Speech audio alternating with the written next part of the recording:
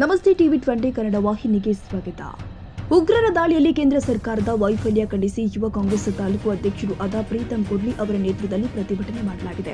ಮಾನ್ವಿ ತಾಲೂಕು ಯುವ ಕಾಂಗ್ರೆಸ್ ಸಮಿತಿ ವತಿಯಿಂದ ಕೇಂದ್ರ ಸರ್ಕಾರದ ವಿರುದ್ಧ ಆಕ್ರೋಶ ವ್ಯಕ್ತವಾಗಿದ್ದು, ಮಾನ್ವಿ ಪಟ್ಟಣದ ಬಸ್ ವೃತ್ತದಲ್ಲಿ ಜಮ್ಮು ಕಾಶ್ಮೀರದ ಪಹಲ್ಗಾಮಿನಲ್ಲಿ ನಡೆದ ಉಗ್ರರ ದಾಳಿಯಲ್ಲಿ ಅಮಾಯಕ ಪ್ರವಾಸಿಗರನ್ನ ಭಯೋತ್ಪಾದಕರು ಗುಂಡಿಟ್ಟಿ ಕೊಂದಿರುವುದು ಖಂಡನೀಯ. ಅವರ ಆತ್ಮಕ್ಕೆ ಶಾಂತಿ ಸಿಗಲೆಂದು ಬಸವ ವೃತ್ತದಲ್ಲಿ ಮೇಣದ ದೀಪ ಹಿಡಿದು ಶ್ರದ್ಧಾಂಜಲಿ ಕಾರ್ಯಕ್ರಮ ಮಾಡಲಾಗಿದೆ. ಇದೇ ಸಂದರ್ಭದಲ್ಲಿ ಮಾತನಾಡಿದ ರಾಜ್ಯ ಯುವ ಕಾಂಗ್ರೆಸ್ ಮುಖಂಡರು ಆದ ರವಿ ಬೋಸರಾಜು ಹಾಗೂ ಶಾಸಕರಾದ ಹಂಪಯ್ಯ ನಾಯ್ಕ ಮಾತನಾಡಿ, ಜಮ್ಮು ಕಾಶ್ಮೀರದಲ್ಲಿ ಕಳೆದ 30 ವರ್ಷಗಳಲ್ಲಿ ಪ್ರವಾಸಿಗರ ಮೇಲೆ ಇಂತಹ ದಾಳಿ ನಡೆದಿರಲಿಲ್ಲ. ದೇಶದ ಜನರಿಗೆ ರಕ್ಷಣೆ ಕೊಡುವಲ್ಲಿ ಕೇಂದ್ರ ಜಮ್ಮು ಕಾಶ್ಮೀರದಲ್ಲಿ ವಿಫಲವಾಗಿದೆ ಎಂದು ಆಕ್ರೋಶ ವ್ಯಕ್ತಪಡಿಸಿದರು.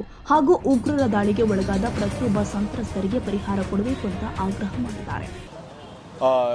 ಈ ಪಹಲ್ಗಾಮ್ ಅಟ್ಯಾಕ್ ಏನಾಗಿದೆ, ಈ ಅಮಾಯಕರ ಮೇಲೆ ಏನು ಅಮಾಯಕರನ್ನೇನು ಕೊಲ್ಲಲಾಗಿದೆ, ಅದನ್ನು ನಾವು ಎಲ್ಲರೂ, ಈ ದೇಶದ ನಾಗರಿಕರೆಲ್ಲರೂ ಯಾವುದೇ ಪಕ್ಷ, ಧರ್ಮ, ಜಾತಿ ಭೇದವಿಲ್ಲದೆ ನಾವು ಅದನ್ನು ವಿರೋಧಿಸ್ತಿದ್ದೀವಿ ಅಂತ ಹೇಳಲಿಕ್ಕೆ ನಾವಿಲ್ಲಿ ಇವತ್ತು ಜಮಾ ಆಗಿದ್ದೀವಿ. ಮತ್ತು ಈ ಕೆಲಸ ಏನಿದೆ, ಈ ಕೆಲಸ ಈ ದೇಶವನ್ನು ಹೊಡೆಯುವಂಥ ಕೆಲಸ, ಈ ದೇಶದ ಜನರನ್ನು ಆತಂಕಕ್ಕೆ ಒಳಮಾಡುವಂಥ ಕೆಲಸ, ಅದನ್ನು ನಾವೆಲ್ಲರೂ ವಿರೋಧಿಸ್ತೀವಿ. ಮತ್ತು ಇದರ ಹಿನ್ನೆಲೆ ಏನು ಅಂತೇಳಿ ಇವತ್ತು ನಾವು ಅರ್ಥ ಮಾಡಿಕೊಳ್ಬೇಕು.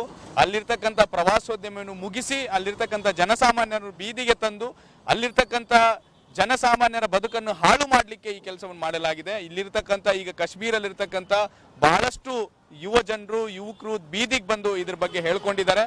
ಇದು ಡೈರೆಕ್ಟ್ ಆಗಿ ಇದರ ಹೊಣೆ ಇವತ್ತು ಕೇಂದ್ರ ಸರ್ಕಾರ ಹೊರಬೇಕಾಗುತ್ತೆ. ಯಾಕೆ ಅಂತ ಹೇಳಿದ್ರೆ, ಇವತ್ತು ಈ ಕಾಶ್ಮೀರದಿಂದ ನಾವು 3 ಜನರೇಷನ್ಗಳವರೆಗೆ ಈ ಭಯೋತ್ಪಾದನೆ ಕಿತ್ತಾಕಿದ್ದೀವಿ ಅಂತೇಳಿ 20 ದಿನಗಳ ಹಿಂದೆ ಈ ದೇಶದ ಗೃಹ ಮಂತ್ರಿಗಳಾಗಿರ್ತಕ್ಕಂಥ ಅಮಿತ್ ಶಾ ಅವರು ಹೇಳಿಕೆ ಕೊಟ್ಟಿದ್ರು. ಅದಾದ ನಂತರವೇ ಒಂದು 20 ದಿನಗಳ ನಂತರ ಈ ಅಟ್ಯಾಕ್ ಆಗಿರುವಂತದ್ದು. ಅವರ ಹೇಳಿಕೆ ಮತ್ತು ಅವರ ಗವರ್ಮೆಂಟ್ ಮೇಲೆ ಒಂದು ಸವಾಲನ್ನು ಈ ಅಟ್ಯಾಕ್ ಮಾಡಿದೆ.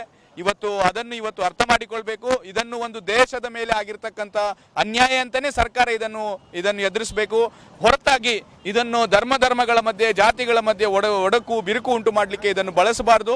ಮತ್ತು ಯಾರೆಲ್ಲ ಇದನ್ನು ನಮ್ಮಲ್ಲೇ ಗುದ್ದಾಡಿಸುವಂತ ಒಂದು ವಾತಾವರಣ ನಿರ್ಮಾಣ ಮಾಡಲಿಕ್ಕೆ ಈ ಒಂದು ಕೃತ್ಯವನ್ನು ಬಳಸ್ತಾ ಇದ್ದಾರೆ, ಅವರು ನಿಜವಾಗ್ಲೂ ಈ ಶವದ ಮೇಲೆ ರಾಜಕೀಯ ಮಾಡುವಂತವರು. ಅದನ್ನು ನಾವು ಇವತ್ತು ವಿರೋಧ ಮಾಡ್ತಾ ಇದ್ದೀವಿ. ಇವತ್ತು ಈ ದೇಶ ಒಕ್ಕೊರಲಿನಿಂದ ಇದನ್ನು ವಿರೋಧಿಸಬೇಕಾಗಿದೆ. ಆ ಅಮಾಯಕರ ಕುಟುಂಬಗಳ ಜೊತೆಗೆ ನಾವೆಲ್ಲರೂ ನಿಲ್ಲಬೇಕಾಗಿದೆ ಅಂತೇಳಿ ಹೇಳ್ತಾ ನನ್ನ ಮಾತನ್ನು ಮುಗಿಸ್ತೀನಿ. ಧನ್ಯವಾದ. ನಿನ್ನೆ ಉಗ್ರಗಳ ಗುಂಡೇಟಿಗೆ ಬೆಲೆ ಹತ್ತಕ್ಕಂಥ 25ಕ್ಕೂ ಹೆಚ್ಚು ಜನರಿಗೆ ಆತ್ಮಕ್ಕೆ ಅವ್ರಿಗೆ ಶಾಂತಿ ಸಿಗಲಿ ಅಂತ ಶ್ರದ್ಧಾಂಜಲಿ ಕಾರ್ಯಕ್ರಮ ಹಮ್ಮಿಕೊಂಡಿದ್ದೇವೆ. ಅದೇ ರೀತಿಯಾಗಿ ಆ ಉಗ್ರರು ಕೂಡ ಕಠಿಣ ಶಿಕ್ಷಾವಲ್ಲ ಅಂತೇಳಿ ಈ ಮೂಲಕ ಹೇಳಲು ಇಚ್ಛೆಪಡುತ್ತೇನೆ. ಯಾಕಂದರೆ ಪಹಲ್ಗಾಮ್ ಅಂತ ಅನ್ನೋದು ಜಮ್ಮು ಮತ್ತು ಕಾಶ್ಮೀರದಲ್ಲಿ ಮಿನಿ ಸ್ವಿಟ್ಜರ್ಲ್ಯಾಂಡ್ ಅಂತ ಹೇಳ್ತಾರೆ. ನಮ್ಮ ದೇಶ ಆರ್ಟಿಕಲ್ 370 ತೆಗೆದ ಮೇಲೆ ಉಚಿತವಾಗಿ ಭಾಷಣ ಮಾಡಿದ್ರು ಕೇಂದ್ರ ಸರ್ಕಾರ, BJP ಅವರು. ಅಲ್ಲಿ ಇನ್ಮೇಲೆ ಯಾರಾದರೂ ಹೋಗ್ಬೋದು ಪ್ರವಾಸಕ್ಕೆ, ಯಾವುದೂ ಕೂಡ ಆತಂಕವಿಲ್ಲ. ಎಲ್ಲರೂ ಕೂಡ ಎಲ್ಲ ರಾಜ್ಯಗಳಿರೋ ಹಾಗೆ ಅಲ್ಲೂ ಕೂಡ ಹೋಗಬಹುದು ಅಂತೇಳಿ ಆ ಉಚಿತ ಭಾಷಣ ಪ್ರಧಾನಮಂತ್ರಿ ಮತ್ತು ಅಮಿತ್ ಶಾ ಅವರು ಮಾಡಿದರು, ಗೃಹ ಮಂತ್ರಿ ಅವರು. ಈಗ ಅಮಾಯಕರು ಕೂಡ ಎಲ್ಲರೂ ಸಾಕಷ್ಟು ಜನ ಕೂಡ ಪ್ರವಾಸ ಕೈಗೊಂಡರಲ್ಲಿ ಪುಲ್ಗಾಮದಲ್ಲಿ. ಏನೋ ಮಿನಿ ವಿಧಾನಸೌಧ ಐತೆ ಅಂಥೇಳಿ ಹೊಸ ದಾಂಪತ್ಯಗಳು, ಮಕ್ಕಳು ಎಲ್ಲ ಕುಟುಂಬ ಸಮೇತವಾಗಿ ಹೋಗ್ತಕ್ಕಂಥ ಒಂದು ಪ್ರವಾಸಧಾಮದಲ್ಲಿ ಒಬ್ಬ ಕೂಡ ಸೈನಿಕರಿಲ್ಲ, ಒಬ್ಬ ಕೂಡ ಪೊಲೀಸ್ ಕಾನ್ಸ್ಟೇಬಲ್ಗಳಿಲ್ಲ. ಅಲ್ಲಿ ಏನು ಸೌಲಭ್ಯಗಳಿಲ್ಲ, ಮೂಲಭೂತ ಸೌಲಭ್ಯಗಳಿಲ್ಲ. ಇಷ್ಟೊಂದು ನಿರ್ಲಕ್ಷ್ಯಕ್ಕೆ ಈ ಕಾರಣ ಯಾರಪ್ಪ ಅಂದರೆ ಕೇಂದ್ರ ಸರ್ಕಾರ, ಮಾನ್ಯ ಪ್ರಧಾನಮಂತ್ರಿಗಳು ಮತ್ತು ಅಮಿತ್ ಶಾ ಇವರು ಜೋಡಿಗಳು. ಹೀಗಾಗಿ ಬರೀ ಜನರಿಗೆ ಇವರು ಬರೀ ತೋರಿಕೆ ಮಾತ್ರ ಭಾಷಣ ಹೊಡಿತಾರೆ. ಅಲ್ಲಿರ್ತಕ್ಕಂಥ ನೈಜ ಘಟನೆ ಏನು, ಅಲ್ಲಿ ಪರಿಸ್ಥಿತಿ ಏನು, ಹೋಗಿ ಬರ್ತಕ್ಕಂಥ ಪ್ರವಾಸಿಗಳ ಸೌಲಭ್ಯ ಇದೇ ಇಲ್ಲ, ಭದ್ರತೆ ಇದೆ, ಕಿಂಚಿತ್ತೂ ಕೂಡ ಇವರು ಏನು ವ್ಯವಸ್ಥೆ ಮಾಡಿಲ್ಲ ಇಲ್ಲಿ. ಹೀಗಾಗಿ ಇವೆಲ್ಲ ಅಮಾಯಕರು ಸಾವಿಗೆ ಕಾರಣ ಯಾರು ಅಂತಂದರೆ ನೇರವಾಗಿ ಕೇಂದ್ರ ಸರ್ಕಾರ, ಅಮಿತ್ ಶಾ ಮತ್ತು ಮೋದಿಯವರ ಸರ್ಕಾರ ಅಂತ ಹೇಳಿ ಇಚ್ಛೆಪಡಿಸ್ತದೆ.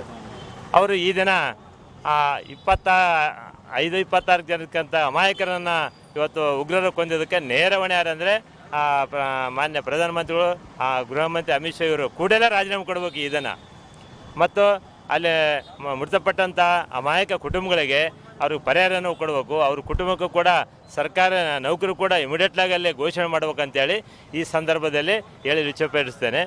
ಕಾಶ್ಮೀರಿನ ಪಹಲ್ಗಾಮ್ನಲ್ಲಿ ನಡೆದಿರ್ತಕ್ಕಂಥ ಉಗ್ರ ದಾಳಿಯನ್ನು ಖಂಡಿಸಿ ಇವತ್ತೇನು ಮಾನ್ಯ ನಗರದಲ್ಲಿ ಪಂಜಿನ ಪ್ರತಿಭಟನೆ ಮತ್ತು ಮೃತರಿಗೆ ಶ್ರದ್ಧಾಂಜಲಿಯನ್ನು ಇವತ್ತೇನು ಏರ್ಪಾಟ್ ಮಾಡಲಾಗಿದೆ.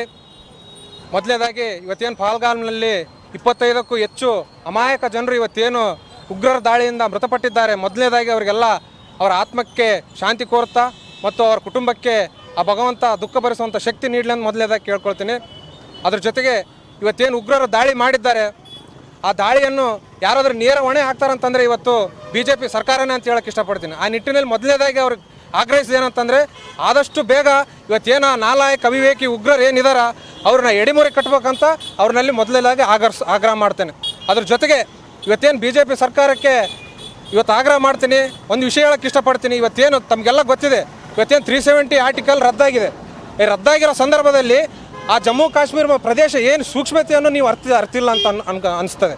ಯಾಕಂತಂದರೆ ಇವತ್ತು ಈ ಒಂದು ಬೇಜವಾಬ್ದಾರಿ ಮತ್ತು ನಿರ್ಲಕ್ಷ್ಯತನದಿಂದನೇ ಇವತ್ತು ಈ ಉಗ್ರರು ಈ ದಾಳಿಯನ್ನು ಮಾಡಿರ್ತಕ್ಕಂಥದ್ದು. ಯಾಕಂತಂದರೆ ನಿಮ್ಮ ಕೈಯಲ್ಲೇ ಭದ್ರತಾ ಇಲಾಖೆ ಇದೆ, ನಿಮ್ಮ ಕೈಯಲ್ಲೇ ಇಂಟೆಲಿಜೆನ್ಸಿ ಇಲಾಖೆ ಇದೆ, ಆದ್ರೂ ನೀವು ನಿರ್ಲಕ್ಷ್ಯದಿಂದ ಇವತ್ತು ಅಲ್ಲಿ ಯಾವುದೇ ಒಂದು ಭದ್ರತಾ ಸಿಬ್ಬಂದಿಯನ್ನು ಒದಗಿಸದೆ ಇವತ್ತೇನು ಅಮಾಯಕ ಜನರನ್ನು ಸಾವಿಗೆ ನೀವೇ ಕಾರಣಕರ್ತರಾಗಿರ್ತೀರಿ. ಯಾಕಂತಂದರೆ ಇವತ್ತೇನು ಆ ಪಹಲ್ಗಾಮ್ ಅಂತ ಏನು ಕರೀತಾರೆ ಊರು, ಅದನ್ನು ಮಿನಿ ಸ್ವಿಟ್ಜರ್ಲ್ಯಾಂಡ್ ಅಂತ ಕರೀತಾರೆ. ಅಲ್ಲಿ ದಿನಾಲು ಸಾವಿರಾರು ಜನ ಪ್ರವಾಸಿಗರು ಆ ಪ್ರೇಕ್ಷಣಿಕ ಸ್ಥಳ ನೋಡಲಿಕ್ಕೆ ಹೋಗ್ತಾರೆ. ಆ ಸಂದರ್ಭದಲ್ಲಿ ದಿನಾಲು ಸಾವಿರಾರು ಜನ ಅಲ್ಲಿ ಹೋಗ್ತಾರಂತಂದರೆ ನೀವು ಒಬ್ಬ ಭದ್ರತಾ ಸಿಬ್ಬಂದಿನೂ ಅಲ್ಲಿ ನೀವು ಇಟ್ಟಿಲ್ಲ ಅಂತಂದರೆ ನೀವು ಯಾವ ಸರ್ಕಾರ ನಡೆಸ್ತೀರಿ, ಯಾವ ಆಡಳಿತ ಮಾಡ್ತೀರಿ? ಹಾಗಾಗಿ ಯುವ ಕಾಂಗ್ರೆಸ್ ವತಿಯಿಂದ ಇವತ್ತು ನೇರ ಹೊಣೆಯಾಗಿರ್ತಕ್ಕಂಥ BJP ಸರ್ಕಾರಕ್ಕೆ ಇವತ್ತು ಧಿಕ್ಕಾರ ಕೂಗಕ್ಕೆ ಇಷ್ಟಪಡ್ತೀವಿ. ಆ ನಿಟ್ಟಿನಲ್ಲಿ ಈ ಎಲ್ಲ ಅಂಶಗಳನ್ನ ಇಟ್ಟುಕೊಂಡು ಇವತ್ತೇನು ಪ್ರತಿಭಟನೆ ಹಮ್ಮಿಕೊಂಡಿದ್ವಿ. ಇದೇ ಸಂದರ್ಭದಲ್ಲಿ ಎ ಬಾಲಸ್ವಾಮಿ ಕುಡಲಿ, ಸೈಯದ್ ಖಾಲಿದ್ ಖಾದ್ರಿ, ರಾಜಸ್ ಭಾಷಾ ಚಂದ್ರನಾಯ್ಕ, ಚಂದ್ರಶೇಖರ್ ಕುರಡಿ, ಹುಸೇನ್ ಭಾಷಾ ಕೂಡಲಿ, ಎಚ್ ಚಾಂದ್ ಭಾಷಾ, ಸಿದ್ದಲಿಂಗಪ್ಪ ವಕೀಲರು, ನಾಗೇಶ್ ಕವಿಯಾರು, ಪುರಸಭೆ ಸದಸ್ಯರುಗಳು, ಯುವ ಕಾಂಗ್ರೆಸ್ ಮುಖಂಡರುಗಳು ಉಪಸ್ಥಿತರಿದ್ದರು. ಸೈಯದ್ ಖಾದರ್ ಭಾಷಾ, TV20 ಕನ್ನಡ ನ್ಯೂಸ್, ಮಂಡ್ಯ. ಕನ್ನಡಿಗರ ಮೆಚ್ಚಿನ ನಿಮ್ಮ TV20 ಕನ್ನಡ ವಾಹಿನಿ ಇದೀಗ ಟಿವಿಯಲ್ಲಿ ಲಭ್ಯ. ಕರ್ನಾಟಕ ಮತ್ತು ದೇಶ ವಿದೇಶದ 360 ಡಿಗ್ರಿ ಸುದ್ದಿ ವಿವರವನ್ನ ಪಡೆಯುವುದಕ್ಕೆ TV20 ವಾಹಿನಿಯನ್ನು ಲೈಕ್ ಮಾಡಿ, ವಿಡಿಯೋಗಳನ್ನು ಶೇರ್ ಮಾಡಿ, ಕಮೆಂಟ್ ಮಾಡಿ, ಸಬ್ಸ್ಕ್ರೈಬ್ ಮಾಡಿ. HCN ಕೇಬಲ್ 842 ನಂಬರ್ನಲ್ಲಿ ಹುಕ್ಕೇರಿ ತಾಲೂಕು ಹಾಗೂ ಸಂಕೇಶ್ವರದ ಸುತ್ತಮುತ್ತಲಿನ ಹಳ್ಳಿಗಳಲ್ಲಿ ಲಭ್ಯ. PCN ಕೇಬಲ್ 129 ನಂಬರ್ನಲ್ಲಿ ಹಾರುಗೆರೆ ಸುತ್ತಮುತ್ತಲಿನ ಹಳ್ಳಿಗಳಲ್ಲಿ ಲಭ್ಯ. ರಾಯಬಾಗ್ ಡಿಜಿಟಲ್ ಚಾನೆಲ್ ಕೇಬಲ್ 80ನೇ ನಂಬರ್ನಲ್ಲಿ ರಾಯಬಾಗ ತಾಲೂಕಿನ ಸುತ್ತಮುತ್ತಲಿನ ಹಳ್ಳಿಗಳಲ್ಲಿ ಲಭ್ಯ. UDCN ಕೇಬಲ್ ನೆಟ್ವರ್ಕ್ ಉಗಾರ ಸುತ್ತಮುತ್ತಲಿನ ಹಳ್ಳಿಗಳಲ್ಲಿ ನಿಮ್ಮ TV20 ಕನ್ನಡ ವಾಹಿನಿಯೂ ಲಭ್ಯ.